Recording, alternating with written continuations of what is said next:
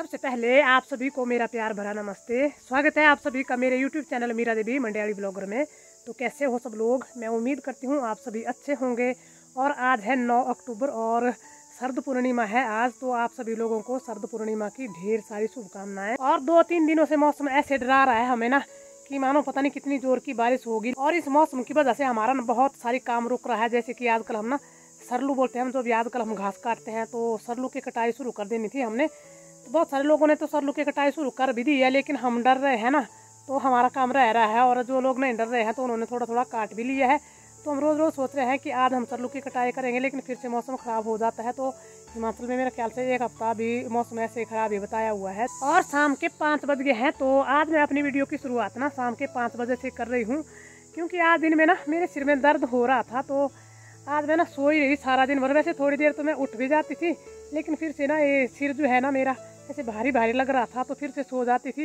ऐसे उठ तो गई थी, सुबह खाना वगैरह बनाया था, फिर उसके बाद खाना भी खाया, फिर सो गई थी। उसके बाद और घास काटने को नहीं आज मैं गई थी, घास नहीं काटा है आज मैंने सारा दिन। मेरे पशुओं को घास आज हरदीप के पापा ने काटा हुआ है। और आज हमारे गाँव से ना यात्रा गई हुई है, तो हरदीप यात्रा के साथ गया हुआ है। और वो यात्रा गई है धर्मपुर।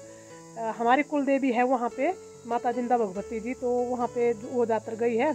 तो हरदीप को भेजा है मैंने आज सुबह यात्रा में। और आज शाम को मैं वीडियो इसलिए बना रही हूँ कि आज शरद पूर्णिमा है ना, तो शरद पूर्णिमा के दिन मैं ना खीर बनाती हूँ। तो मैंने भी ऐसे कथा वगैरह में सुना हुआ है कि शरद पूर्णिमा के दिन जो खीर बनाई जाती है, और रात को शरद पूर्णिमा की चांदनी में उस खीर को अगर रखेंगे ना, तो वो जो खीर है ना, तो वो दवा का काम करती है और बहुत सारी बीमारियों को काटती है वो। तो मैं भी 3-4 सालों से ना वो खीर बनाती हूँ शरद पूर्णिमा को, और रात को चांदनी में रख लेती हूँ। और आज सुबह से ना मेरे सिर में दर्द हो रहा था, तो फिर मुझे थोड़ी सी टेंशन भी हो गई थी कि पता नहीं आज मैं खीर बना पाऊँगी या नहीं। पर अभी मैं उठ गई हूँ और नहा धो करके फ्रेश हो गई हूँ, तो थोड़ा सा मेरा सिर दर्द भी अभी ना खत्म हो गया, हल्का हल्का सा लग रहा है अभी मुझे। तो खीर बनाने के लिए सबसे पहले तो मैं अपनी भैंस को धोऊंगी, और अभी टाइम भी है काफ़ी ना, थोड़ा देर से धोती हूँ वैसे तो मैं अपनी भैंस को, लेकिन आज ना मुझे खीर बनानी है। तो मैंने सोचा चलो पहले तो भैंस को धो लूँगी और फिर अंदर खीर बनाने को रख लूँगी, और थोड़ा सा जल्दी भी हो जाएगा। और चांदनी भी वहाँ पे दिखे पीछे बुला रही, बोल रही है कि आ जाओ जल्दी दे दूध की नहीं। ऐसे अभी टाइम है काफ़ी, तो पता नहीं दूध देगी या नहीं देगी, तो ये तो जा करके ही पता चलेगा। तो चलिए कर लेते हैं ट्राई। पहले तो मैं इसको ना घास डालूंगी। ये देखिए ये लिया हुआ है घास, और ये छोटा छोटा घास है, डोड घास।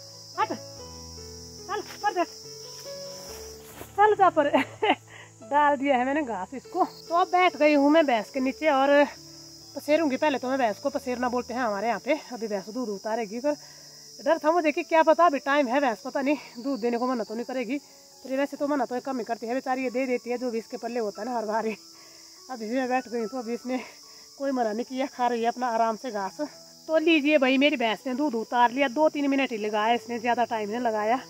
बहुत ही शरीफ भैंस है बेचारी हमारी। और अभी इसकी डिलीवरी को हुए 1 साल हो जाएगा 21 तारीख को। और अभी नए दूध के लिए टिक्का नहीं इसने लिया हुआ है। दूधने को थोड़ी सी सख्त है मेरी भैंस ना, बाकी तो बहुत ही शरीफ भैंस है। इसको चाहे कोई भी दूध ले, चाहे इसके नीचे ना 4-4 आदमी बैठ करके दूधने लग जाए, छोटा बच्चा भी इसको दूधने लग जाए ना, तब ये दूध देने से मना नहीं करती है, दे देती है दूध आराम से, कोई भी दूध ले इसको चाहे। तो भैंस को दूध लिया है मैंने, और भैंस दूधने के बाद ना अपनी चांदनी को ऐसे शाबाशी देती हूँ। तो खीर बनाने के लिए दूध मैंने कढ़ाई में डाल करके और चूल्हे पे रख दिए है, और चूल्हे में आग जला ली है, लेकिन आग अभी जल नहीं रही है। तो अभी मैं ना बाहर से पहले तो लकड़ी ले आऊँगी, क्योंकि अंदर लकड़ी भी नहीं है।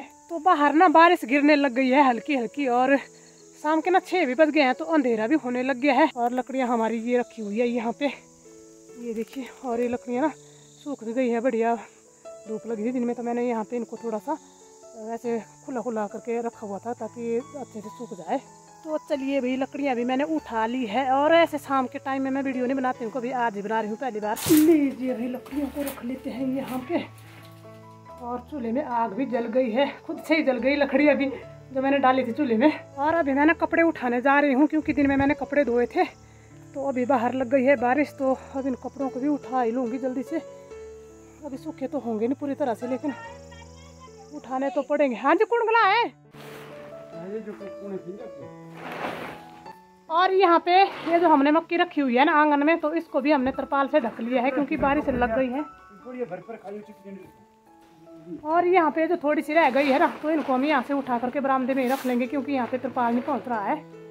अब आ गई हूँ मैं फिर से रसोई में, और एक काम करने गई थी बाहर, लकड़ी लाने गई थी बाहर, तो बाहर बारिश लगी हुई थी ना, तो बहुत सारे सामान था उठाने को और मैं भीग गई, हल्की हल्की बारिश लग गई थी बाहर ना।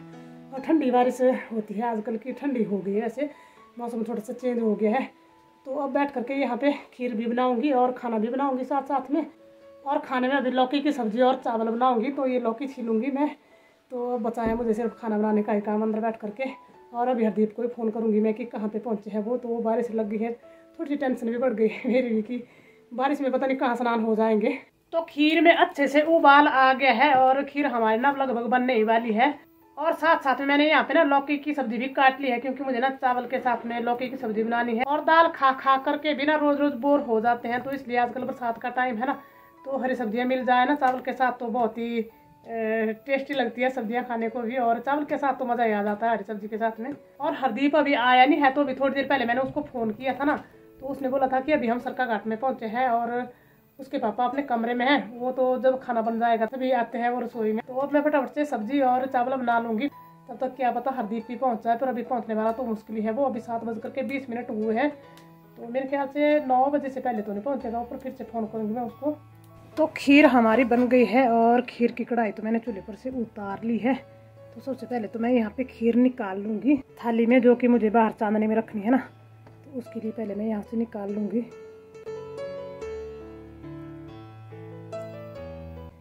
इसको रखेंगे बाहर चांदनी में। और ये रही खाने के लिए। और ये यहाँ पे बन रही है सब्जी, सब्जी को तड़का लगा लिया है मैंने। और ये यहाँ पे रखे हुए हैं चावल उबलने को।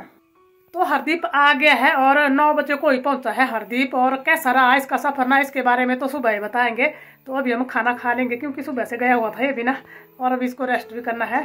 तो रात के 11:15 बज गए हैं और जो मैंने खीर उठाई थी ना थाली में, ये देखिए।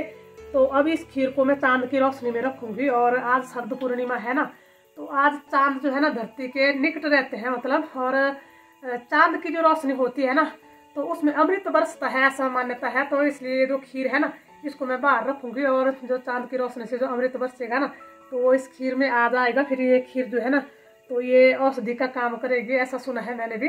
तो तब रखती हूँ मैं भी। तो इसको मैं बाहर रखूंगी और कुर्सी ले चलूंगी एक ना, बाहर आंगन में रखूंगी मैं, छत पे नहीं जाऊंगी ऊपर।